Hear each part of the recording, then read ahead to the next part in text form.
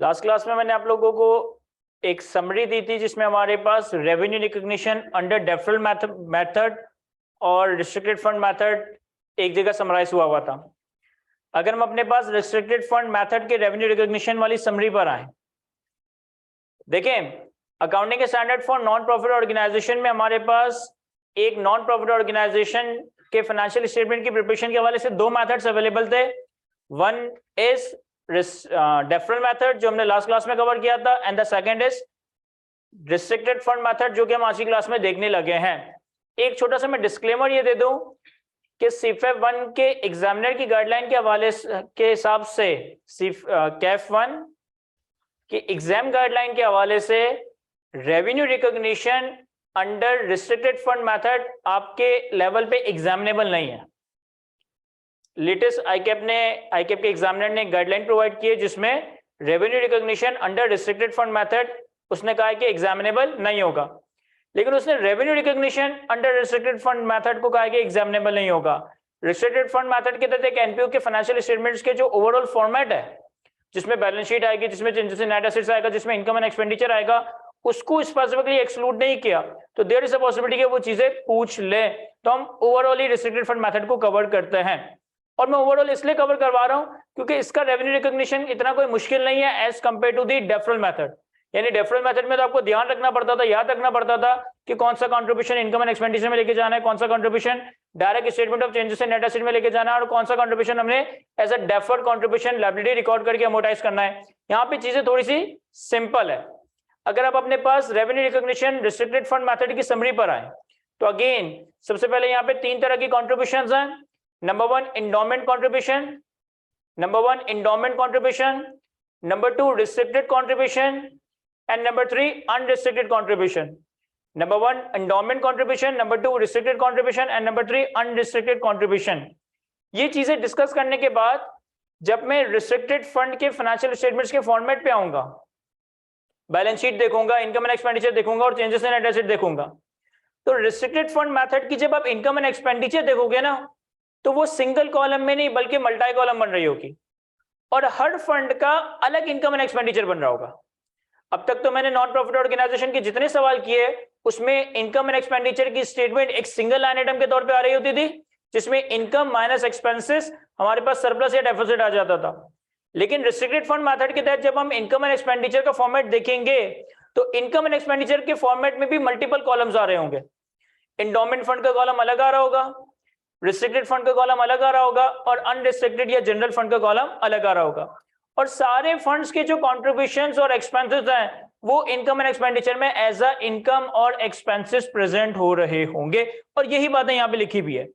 For example अगर मैं unrestricted contribution सबसे डायग्राम के राइट हैंड साइड पे देखूं तो अनरिस्ट्रिक्टेड कॉन्ट्रीब्यूशन में मैंने क्या लिखा है, recognise as revenue of the general fund in the current period, recognise as revenue in the of the general fund in the current period. अगर कोई कंट्रीब्यूशन ऐसा है जिसपे कोई रिस्ट्रिक्शन नहीं है और ये एंडोमेंट कंट्रीब्यूशन नहीं है, तो इसे हम as a revenue as a income अपने इनकम एंड एक्सपेंडिचर में जनरल फंड के कॉलम में दिखा रहे होंगे। अब मैं डायग्राम के एक्सट्रीम लेफ्ट पे देखूं तो एंडोमेंट कंट्रीब्यूशन के नीचे भी ये लिखा है, recognise as revenue of the endowment fund in the current period. अगर कोई एंडोमेंट कंट्रीब्यूशन होगी तो उसे भी हम as a revenue as a income show करेंगे अपने इनकम एंड एक्सपेंडिचर में, लेकिन एंडोमेंट फंड के कॉलम में उसे एज अ इनकम और रेवेन्यू प्रेजेंट कर रहे होंगे। और जब हम सवाल की तरफ आएंगे तो आप देखेंगे ये रिलेटिवली बहुत आसान मेथड है as compare to deferral method. इसके बाद अगर हम रिस्ट्रिक्टेड कंट्रीब्यूशन की बात करें तो रिस्ट्रिक्टेड कंट्रीब्यूशन में दो शाखें आ रही हैं। Restricted contribution reported in the restricted fund, restricted contribution reported in the general fund. Restricted contribution is reported in restricted fund और restricted contribution is reported in general fund. देखिए इसका क्या मतलब है, देखें बहुत सारे डोनर्स, बहुत सारे कंट्रीब्यूटर्स एक एनपीओ को कंट्रीब्यूशन या डोनेशन दे रहे होते हैं और उसमें रिस्ट्रिक्शन लगा सकते हैं कि भाई हमारे ये पैसे एनपीओ के करंट ईयर के एक्सपेंसेस के लिए है, एनपीओ के फ्यूचर ईयर के एक्सपेंसेस के लिए है, इस पर्टिकुलर एक्सपेंसेस के लिए है, या किसी एसेट को परचेस करने के लिए। तो डोनर या कंट्रीब्यूटर डोनेशन करते वक्त, कंट्रीब्यूशन करते वक्त कोई भी रिस्ट्रिक्शन उस पर लगा सकता है। अब एट टाइम्स रिस्ट्रिक्शन ऐसी होती है जो लॉन्ग टर्म नेचर की या परमानेंट नेचर की होती है। एट टाइम रिस्ट्रिक्शन ऐसी होती है जो कि लॉन्ग टर्म नेचर की या परमानेंट नेचर की होती है। तो जब तो कोई ऐसी कंट्रीब्यूशन हो जो कि लॉन्ग टर्म नेचर की है या परमानेंट नेचर की है, तो उसके लिए तो हम एक सेपरेट रिस्ट्रिक्टेड फंड क्रिएट कर देते थे, उसके लिए हम एक सेपरेट रिस्ट्रिक्टेड फंड क्रिएट कर देते हैं, और जो भी रिस्ट्रिक्टेड कंट्रीब्यूशन आएगी वो रिस्ट्रिक्टेड फंड में चली जाएगी। लेकिन एट टाइम्स डोनर या कंट्रीब्यूटर कंट्रीब्यूशन दे रहा होता है, रिस्ट्रिक्टेड कंट्रीब्यूशन दे रहा होता है, लेकिन वो जो रिस्ट्रिक्शन लगा रहा होता है ना, वो कोई परमानेंट या लॉन्ग टर्म नेचर की नहीं होती, शॉर्ट टर्म नेचर की होती है। और जब इस तरह की रिस्ट्रिक्शन कोई शॉर्ट टर्म नेचर की हो, तो फिर हम सेपरेट रिस्ट्रिक्टेड फंड क्रिएट नहीं करते, उस कंट्रीब्यूशन को भी जनरल फंड में ही डाल देते हैं।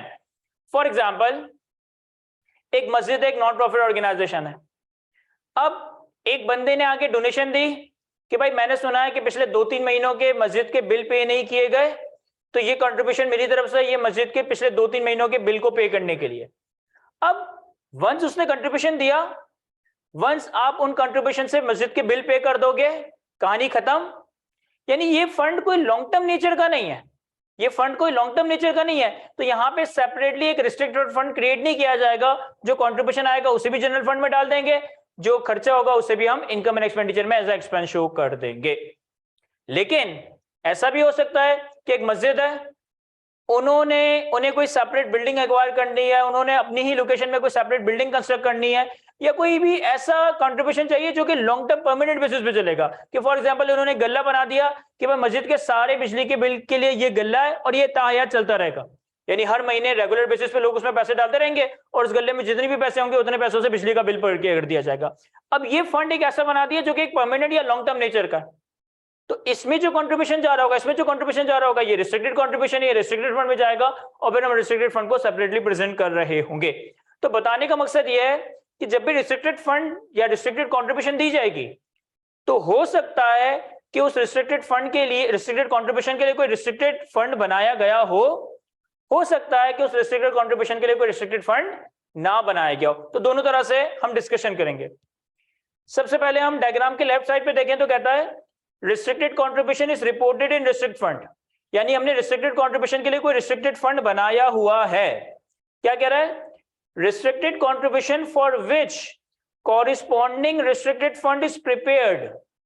Restricted contribution for which corresponding restricted fund is presented should be recognized as revenue of that fund in the current period. तो फिर आपके पास इनकम एंड एक्सपेंडिचर में भी एक सेपरेट कॉलम बनेगा रिस्ट्रिक्टेड फंड के लिए, और जो भी उस रिस्ट्रिक्टेड फंड की कंट्रीब्यूशन होगी वो उस रिस्ट्रिक्टेड फंड के कॉलम में as a revenue, as a income present हो जाएगी। लेकिन अगर मैं डायग्राम के राइट हैंड साइड पे देखूं, restricted contribution reported in general fund, restricted contribution for which no corresponding restricted fund is presented, यानी कोई कंट्रीब्यूशन तो रिस्ट्रिक्टेड है, लेकिन हमने इसके लिए कोई फंड नहीं बनाया। हमने कहा यार थोड़ा छोटा मोटा तो खर्चा है, शॉर्ट टर्म नेचर का तो खर्चा है, इसके लिए क्या सेपरेट गल्ला बनाए, इसके लिए क्या सेपरेट फंड बनाए। इस केस में क्या होगा? Should be recognised in the general fund in accordance with the deferral method. कह रहा है वो कंट्रीब्यूशन जो कि रिस्ट्रिक्टेड कंट्रीब्यूशन है, लेकिन उसके लिए आपके पास कोई रिस्ट्रिक्टेड फंड नहीं है। वो कंट्रीब्यूशन जो कि रिस्ट्रिक्टेड कंट्रीब्यूशन है, लेकिन उसके लिए आपके पास कोई सेपरेट रिस्ट्रिक्टेड फंड नहीं है, उससे आप अपने जनरल फंड में ही रिकॉर्ड करोगे, और बिल्कुल वैसे ही रिकॉर्ड करोगे जैसे डेफरल मेथड में रिकॉर्ड करते थे। बिल्कुल वैसे ही रिकॉर्ड करोगे जैसे डेफरल मेथड में रिकॉर्ड करते थे। सर डेफरल मेथड में हम कैसे रिकॉर्ड करते थे? सर डेफरल मेथड में अगर हमारे पास रिस्ट्रिक्टेड कंट्रीब्यूशन हो तो हम देखते थे कि वो रिस्ट्रिक्टेड कंट्रीब्यूशन एक्सपेंस के लिए है या एसेट के लिए है। अगर एक्सपेंस के लिए हो तो हम देखते थे कि वो एक्सपेंस करंट ईयर का एक्सपेंस है या फ्यूचर ईयर का एक्सपेंस है। अगर एसेट के लिए हो तो हम देखते थे वो डेप्रिशिएबल एसेट है या नॉन डेप्रिशिएबल एसेट है। ऐसा ही था, ये सारी बात हमने डेफरल मेथड में कवर की थी। अगर डेफर्ड मेथड में रिस्ट्रिक्टेड कंट्रीब्यूशन एक्सपेंसेस के लिए हो और करंट ईयर के एक्सपेंसेस के लिए हो तो हम उसे भी इनकम का पार्ट बना देते थे, यहां पे भी इनकम का पार्ट बना देंगे। अगर डेफरल मेथड में कंट्रीब्यूशन, रिस्ट्रिक्टेड कंट्रीब्यूशन एक्सपेंसेस और फ्यूचर ईयर के एक्सपेंसेस के लिए तो हम उसे डेफर्ड करके अमोर्टाइज करते थे, यहां पे भी रिस्ट्रिक्टेड फंड मेथड में भी हम उसे डेफर्ड करेंगे और अमोर्टाइज करेंगे, और अमोर्टाइजेशन इनकम आपके जनरल फंड में प्रेजेंट हो रही होगी, क्योंकि कोई सेपरेट रिस्ट्रिक्टेड फंड बनाया ही नहीं है ना। इसी तरीके से अगर वो रिस्ट्रिक्टेड कंट्रीब्यूशन एसेट के लिए है तो यहां पे भी हम क्या करते थे, इसे डेफर करते थे, और जैसे जैसे आपका एसेट डेप्रिशिएट होता था वैसे वैसे आपकी वो डेफर्ड कंट्रीब्यूशन अमोर्टाइज होकर इनकम का पार्ट बनती थी। यहां पे भी हम सेम वही काम कर रहे होंगे। अगर मैं रीड करूं,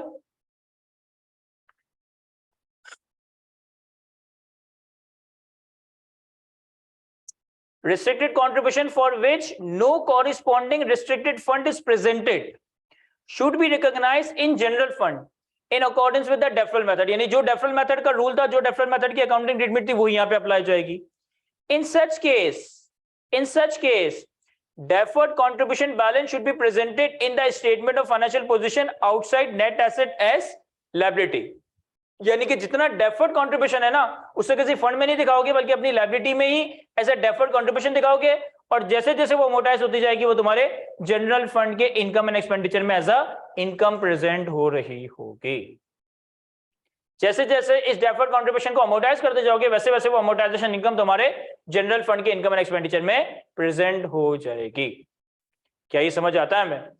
और सर लास्ट अगर आप रॉ देखें तो मैंने रॉ को पूरे एरिया में कवर किया है कि net investment income including revenue, gain, losses और इन्वेस्टमेंट सेम एज अबव। ये बात क्या कर रहा है? ऐसा हो सकता है कि हमारे पास एंडोमेंट फंड में या जनरल फंड में या रिस्ट्रिक्टेड फंड में कोई ऐसा पैसा रखा हो जो हमने फॉर द टाइम भी यूज ना किया हो, तो हम उस पैसे को कहीं इन्वेस्ट करके उस पर इन्वेस्टमेंट इनकम दिखा सकता है या इन्वेस्टमेंट इनकम कमा सकता है। तो उस इन्वेस्टमेंट इनकम को तुम वैसे ही अकाउंट फॉर करोगे जैसे तुम कंट्रीब्यूशन को अकाउंट फॉर करते थे।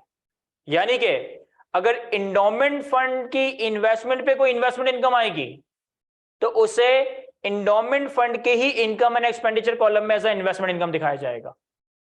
अगर जनरल फंड की इन्वेस्टमेंट पे कोई इन्वेस्टमेंट इनकम आएगी तो उसे जनरल फंड के ही कॉलम में एज अ इन्वेस्टमेंट इनकम दिखाया जा रहा होगा। क्या ये चीजें समझ आती है हमें?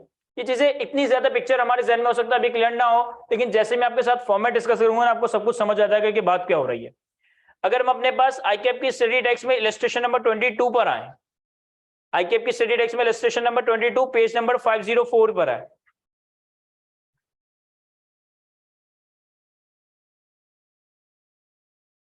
मिल गया मैं? अब देखें, मैंने कल की क्लास में बताया था, आज की क्लास में बता रहा हूं कि नॉन प्रॉफिट ऑर्गेनाइजेशन के फाइनेंशियल स्टेटमेंट्स को प्रिपेयर करने के लिए दो मेथड्स अवेलेबल है, रिस्ट्रिक्टेड फंड मेथड या डेफरल मेथड। दोनों मेथड में बैलेंस शीट सेम तरीके से बनती है। दोनों मेथड्स में बैलेंस शीट सेम तरीके से बनती है, यानी कि asset, current asset, non current assets, funds, liability, current liability, non current liability. लेकिन दोनों मेथड्स में इनकम एंड एक्सपेंडिचर और changes in net assets different तरीकों से बन रहे होंगे। आपके सामने जो मैंने इलस्ट्रेशन ओपन की है, ये statement of income and expenditure का फॉर्मेट है रिस्ट्रिक्टेड फंड मेथड के तहत। आपके सामने जो मैंने इलस्ट्रेशन नंबर 22 पेज नंबर 504 पे ओपन की है, ये statement of income and expenditure का फॉर्मेट है अंडर रिस्ट्रिक्टेड फंड मेथड। अब देखिए यहाँ आपको फॉर्मेट पे ही नजर आ रहा है कि मल्टीपल कॉलम्स आ रहे हैं, सब देख रहे हैं ना जहां मैं देख रहा हूं। हमारे पास जनरल फंड का एक अलग कॉलम आ रहा है, रिस्ट्रिक्टेड फंड का एक अलग कॉलम आ रहा है, इंडोमेंट फंड का एक अलग कॉलम आ रहा है। फिर तीनों कॉलम्स में डिफरेंट तरह की इनकम्स को रेलेवेंट जगह पे प्लॉट किया है। अब देखें इस सवाल में, इस एग्जांपल में, इस इलस्ट्रेशन में टोटल 210 की कंट्रीब्यूशन है, लेकिन 210 की कंट्रीब्यूशन का ब्रेकअप क्या है कि 170 जनरल फंड से पर्टेनिंग है, 20 रिस्ट्रिक्टेड फंड से पर्टेनिंग है और 20 एंडोमेंट फंड से पर्टेनिंग है। तो 210 की कंट्रीब्यूशन को ब्रेक करके रेलेवेंट फंड्स में दिखा दिया as a revenue, as a income. इसी तरीके से इस इलस्ट्रेशन में टोटल इन्वेस्टमेंट इनकम 57 की है, 57 की है, लेकिन इस 57 का ब्रेकअप क्या है कि 31 की इन्वेस्टमेंट इनकम जनरल फंड्स पे है, 8 रुपए की इन्वेस्टमेंट इनकम रिस्ट्रिक्टेड फंड्स पे है और 18 रुपए की इन्वेस्टमेंट इनकम एंडोमेंट फंड पे है। तो जो इन्वेस्टमेंट इनकम जिस फंड से पर्टेन करती है उसके रेलेवेंट कॉलम में इसे प्रेजेंट कर दिया गया है। क्या ये समझ आ रहा है हमें? इसके बाद अब अगर आप एक्सपेंडिचर्स को देखें तो हमारे पास जनरल फंड में डिफरेंट तरह के एक्सपेंडिचर्स आ रहे हैं, रिस्ट्रिक्टेड फंड में जनरल एक्सपेंडिचर्स आ रहे हैं, इंडोमेंट फंड में कोई एक्सपेंडिचर नहीं आ रहा। इंडोमेंट फंड में कोई एक्सपेंडिचर नहीं आ रहा क्योंकि इंडोमेंट फंड बेसिकली एक परमानेंट नेचर का लॉन्ग टर्म फंड होता है जिसको इन्वेस्ट करके उस पर इनकम कमाई जा रही होती है। तो प्रैक्टिकली यहाँ पे एज सच कोई एक्सपेंस भी इनकर नहीं हो रहा होता, तो उन्होंने यहाँ पे कोई एक्सपेंस भी नहीं दिखाया। इसी तरीके से अगर आप अपने पास इलस्ट्रेशन नंबर 23 पर आए, page number 506, sorry illustration number 24 page number 507, illustration number 24 page number 507, अब इलस्ट्रेशन नंबर 24 में आपके पास statement of changes in net asset restricted fund method का एक फॉर्मेट आ रहा है। Statement of changes in net asset restricted fund का एक फॉर्मेट आ रहा है for the year ended 31 December 2022। अब यहाँ पे हमारे पास अगेन मल्टीपल कॉलम आ रहा है। ये statement of net changes in net asset comparatively easy है as compare to deferral method, क्योंकि यहाँ पे देखें एक तो सरप्लस आ रहा है, सरप्लस देखो कितना कितना है 598, 101 और 38। ये इलस्ट्रेशन नंबर 22 जो भी हमने थोड़ी देर पहले देखी ना, उसी के सरप्लस का अमाउंट आ रहा होगा कि जितना जनरल फंड का सरप्लस था वो जनरल फंड के कॉलम में आ गया, जितना एक्सटर्नल रिस्ट्रिक्टेड फंड का सरप्लस था वो एक्सटर्नल रिस्ट्रिक्टेड फंड के कॉलम में आ गया, जितना एंडोमेंट फंड का सरप्लस था वो हमारा एंडोमेंट फंड के सरप्लस में आ गया। जो इंटरनल ट्रांसफर्स है, जो इंटरनल ट्रांसफर्स है उसे हम इनकम एंड एक्सपेंडिचर में नहीं दिखाते, उसे हम इस statement of changes in net assets में दिखाता है, जैसे हम डेफरल मेथड में भी कर देते हैं। ये basically transfer with in equity वाला सीन है। जैसे हम प्रॉपर्टी प्लांट एंड इक्विपमेंट के ऊपर अगर इंक्रीमेंटेड एक्विजिशन रिकॉर्ड करते थे तो हम revaluation surplus that is equity का एक कंपोनेंट उठाकर रिटेन अर्निंग में ले जाते थे दैट इज इक्विटी। तो ये चीजें ट्रांसफर विद इन इक्विटी कहलाई जाती है। और जब हमारे पास ट्रांसफर विद इन इक्विटी होती है तो उसे हम पीएनएल में नहीं दिखाते बल्कि statement of changes in net equity में दिखा देते हैं। इसी तरह यहाँ पे भी ट्रांसफर बिटवीन फंड्स को हम इनकम एंड एक्सपेंडिचर में नहीं दिखाएंगे बल्कि चेंजेस इन नेट एसेट्स में प्रेजेंट कर रहे होंगे। तो ये कंपैरेटिवली आसान है as compare to deferral method. एक मेहनत थोड़ी ज्यादा लग रही होगी, लिखना थोड़ा ज्यादा पड़ेगा, लेकिन यहाँ गलती होने के चांसेस कम है। आपने सारे फंड्स का पीएनएल बनाया, इनकम एंड एक्सपेंडिचर बनाया, सारी कंट्रीब्यूशन सारा एक्सपेंस डाल दिया, जो सरप्लस आया उसे चेंजेस इन नेट एसेट्स में ले गए, जो इंटरनल ट्रांसफर है उसे चेंजेस इन नेट एसेट्स में ले गए, और बैलेंस शीट तो वैसे ही बनेगी जैसे आप डेफरल मेथड में बना रहे थे। क्या ये बात समझ आती है? हमें इस फॉर्मेट को जरा एक दो दफा थोड़ा गो थ्रू करें, तो उसके बाद हम एक प्रैक्टिस क्वेश्चन देखते हैं।